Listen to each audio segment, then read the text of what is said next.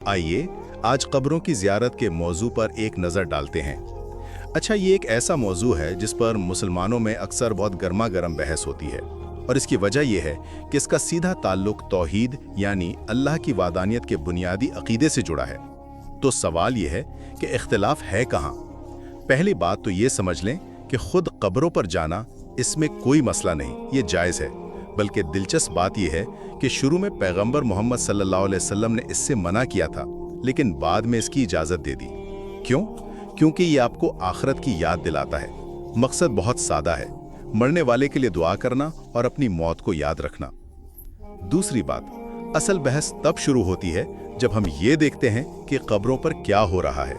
यानी क्या कब्रों पर गुंबद बनाना, चिराग जलाना या उनके गिर्द तवाफ करना ठीक है? अब यहाँ आकर ना उलमा की राय बढ़ जाती है। सल्फी मकतबा फिक्र कहता है कि ये सब काम बिदअत है, मतलब दीन में नई चीजें हैं और ये शिर्क का दरवाजा खोल सकते हैं।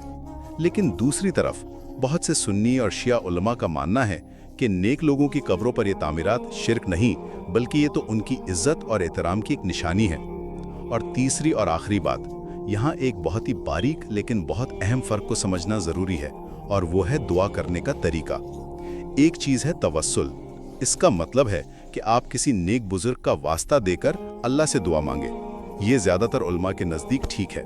लेकिन दूसरी चीज है इस्तिगासा, यानी आप बराह रास्त किसी वफात पा जाने वाले से ही मदद मांग रहे हों। अब ये सबसे मुतनाज़ा पॉइंट है। कुछ उलमा के नजदीक ये सीधा सीधा शिर्क है, जबकि दूसरे कहते हैं कि नहीं, ये सिर्फ अल्लाह से सिफारिश की एक दरख्वास्त है। तो खुलासा ये है कि कब्रों की ज़ियारत की इजाज़त तो है ताकि आखिरत याद रहे, लेकिन वहाँ क्या किया जाता है उस पर इस्लामी मकातिब फ़िक्र में गहरा इख्तिलाफ है, और इस सब की जड़ तौहीद और शिर्क के दरमियान की बारीक लकीर है।